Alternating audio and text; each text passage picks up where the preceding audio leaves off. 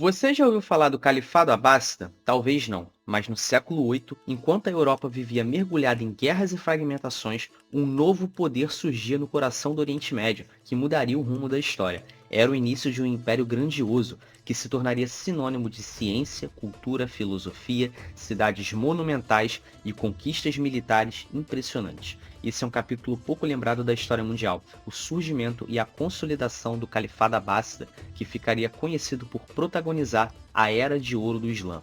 Mas como surgiu o Califado Abássida? Após a morte do profeta Maomé no século VII, o Islã rapidamente se espalhou pelo Oriente Médio. Essa expansão islâmica deu origem a um vasto império sob liderança árabe, mas também gerou vários conflitos internos. Após algumas guerras civis entre os próprios povos islâmicos, o Califado Omida assumiu o poder, mas governava com desigualdade, oprimindo populações não muçulmanas e até mesmo alguns povos muçulmanos convertidos que não pertenciam à elite árabe. Foi nesse cenário de tensões e desigualdades que surgiu os abássidas. Eles reivindicaram o sangue do profeta Maomé e, prometendo justiça, derrubaram o Califado Omida em 747, assumindo o poder da religião islâmica, iniciando uma nova era, que era o nascimento de um califado que dominaria por séculos. Opa, tranquilo? Meu nome é Alan Kamura e seja muito bem-vindo aqui no canal. E hoje a gente vai conversar um pouco sobre o Califado Abássida. É importante a gente entender a história do Califado Abássida porque ele foi responsável não apenas por empreender diversas conquistas militares importantes na Idade Média,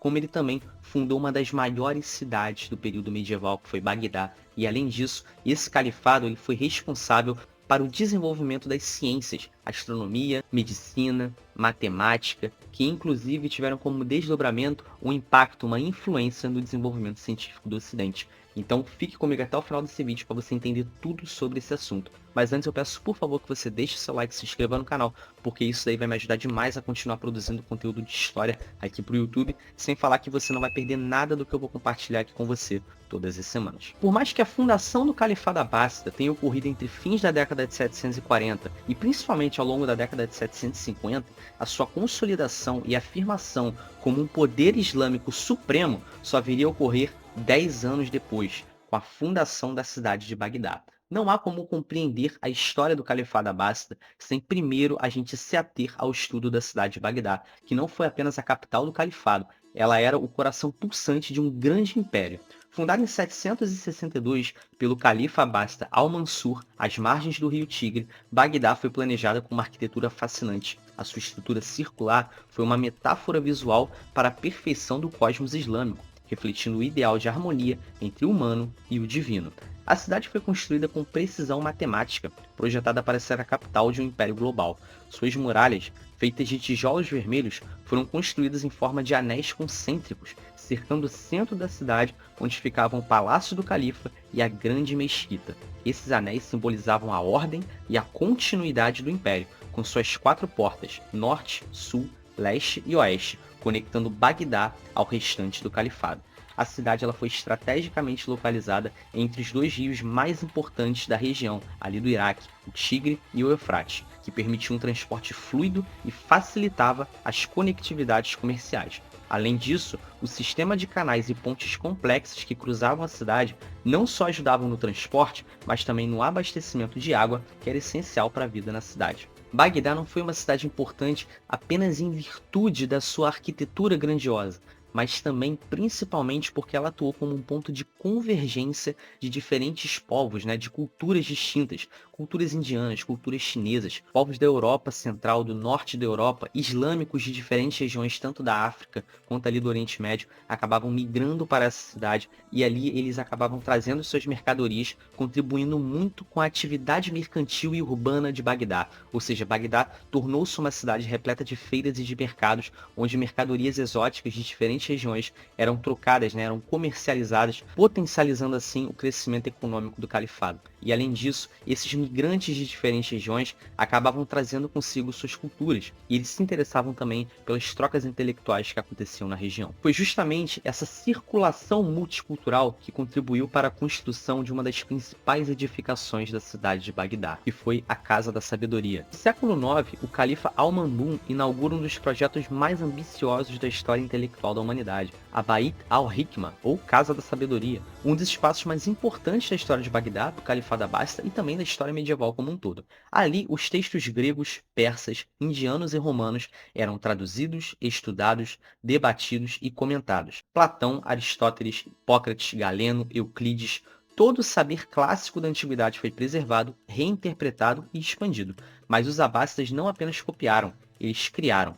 A Casa da Sabedoria, a cidade de Bagdá e o Califado Abássida como um todo foram palcos de grandes avanços nas ciências, especialmente a matemática, a medicina e a astronomia. Podemos afirmar categoricamente que se não fossem as contribuições intelectuais do Califado Abássida na Idade Média, teríamos demorado muito mais tempo para obtermos os conhecimentos que temos atualmente. E isso daqui é um dos tópicos mais importantes da história do Califado Abássida. A cidade de Bagdá, assim como o Califado como um todo, acabaram sendo importantíssimos para o desenvolvimento científico. Ou seja, muitas das ciências que nós utilizamos hoje no nosso dia a dia, como a matemática, como a medicina, a astronomia, da forma com que elas são desenvolvidas hoje, tiveram como um dos pontos centrais da sua história justamente as contribuições islâmicas sobre o Califado Abássida. No campo da matemática, a Era Abássida foi marcada por inovações fundamentais que moldaram a matemática moderna. Um dos maiores matemáticos da época foi Al-Khwarizmi, cujos trabalhos lançaram as bases do que viria a ser a álgebra. De fato, o termo álgebra vem da palavra árabe al-jabir, que significa reunião de partes quebradas, conceito fundamental na resolução de equações. Al-Khwarizmi escreveu um livro fundamental chamado Al-Kitab, que era o livro resumido sobre cálculo por completo e balanças, que estabeleceu as bases da álgebra moderna.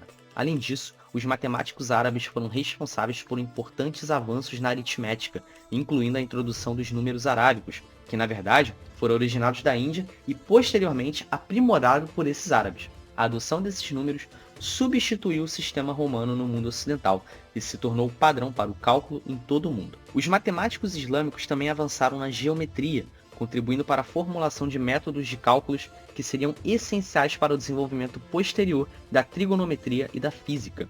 Outro grande nome da matemática islâmica foi Omar Khayyam, que além de ser poeta e filósofo, também fez importantes contribuições para a álgebra e a geometria, incluindo a resolução de equações cúbicas. Na medicina, os estudiosos islâmicos realizaram grandes avanços, tanto no entendimento do corpo humano, quanto na criação de novos tratamentos e técnicas cirúrgicas.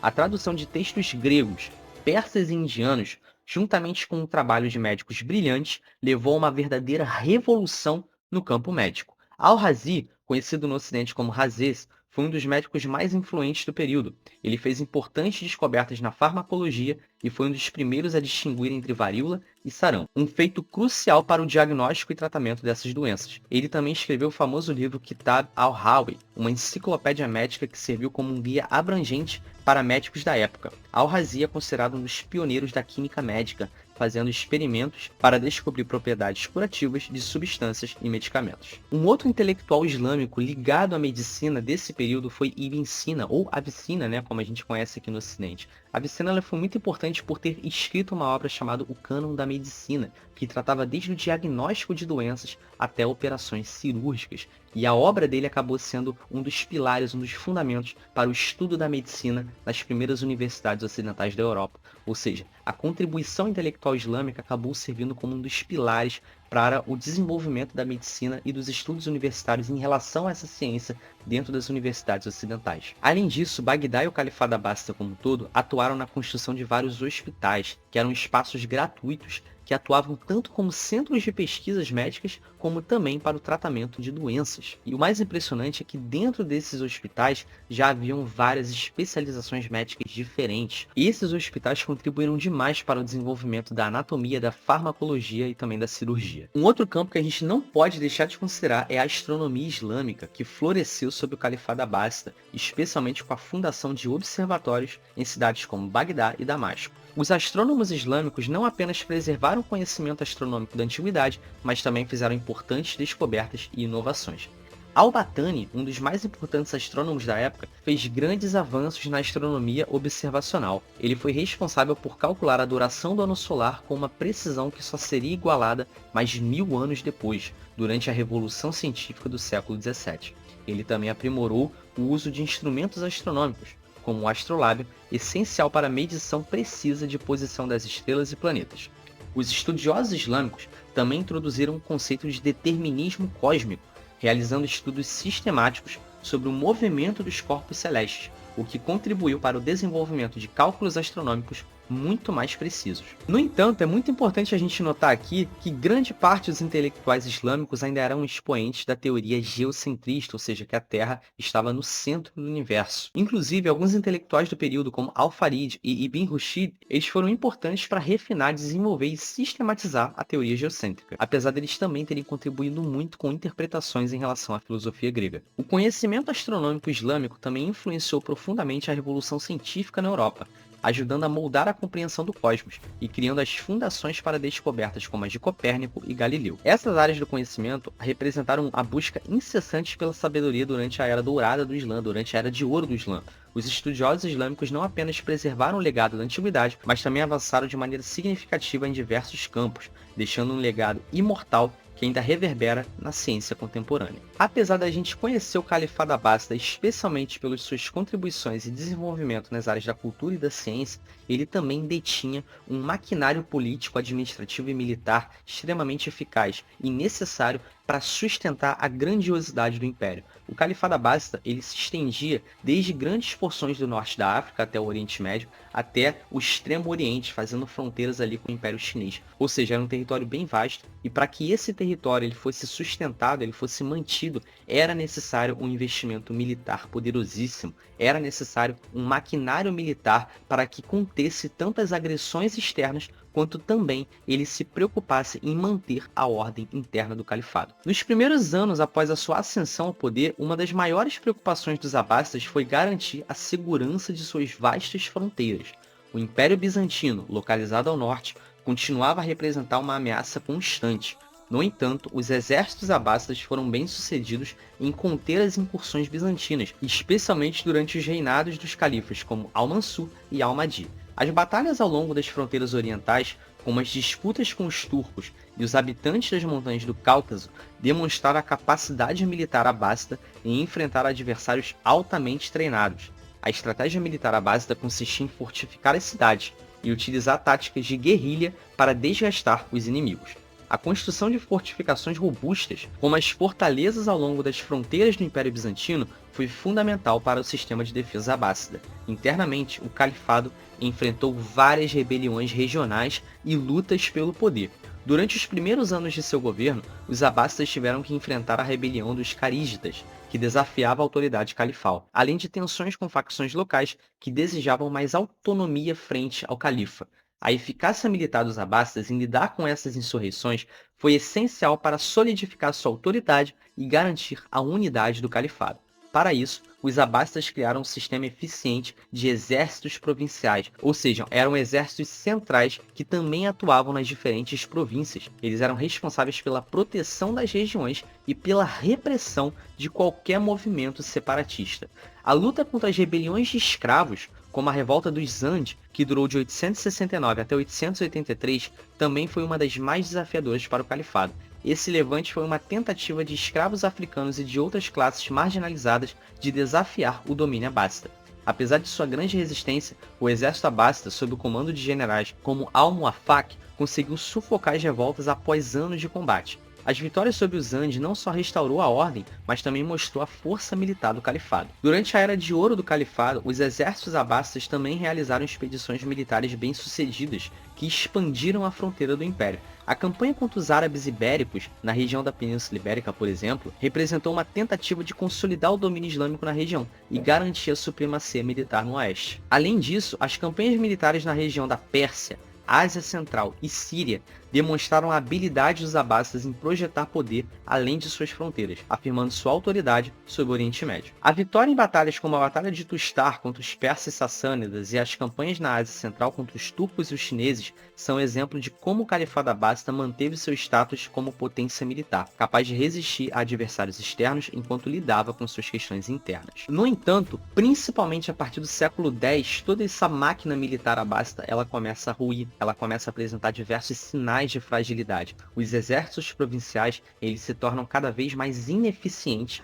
para conter as rebeliões locais, para conter as afirmações de autonomia de alguns governadores frente ao poder do califa. Isso aí acaba promovendo uma fragmentação sucessiva do califado abássida, ou seja, vários governos locais acabam se declarando autossuficientes e rebeliando-se contra o poder do califado. E além disso, o califado ele começa a enfrentar cada vez mais pressões externas, não apenas do velho Império Bizantino, mas também do poderoso Império Mongol, que vem ali do Extremo Oriente. Ao longo do século XIII, os conflitos com o Império Mongol ali na região do Extremo Oriente começam a se intensificar, até que em 1258 os mongóis acabam cercando Bagdá e conquistando a grande cidade do Califado Abássida. E isso daí acabou representando o fim de uma das maiores dinastias islâmicas da história e o fim da Era de Ouro do Islã. Contudo, isso daí não foi o fim do Islã, obviamente. Hoje a gente sabe que o Islã, ele não é a maior religião do mundo, mas ele é a religião que mais cresce. E ele tem uma influência notável nos continentes africanos e asiáticos. O que aconteceu foi uma reestruturação do poder islâmico. Em vez de ele começar a ser expandido por meio dos califados, ele começou a ser expandido por meio de unidades políticas alternativas, unidades políticas menores,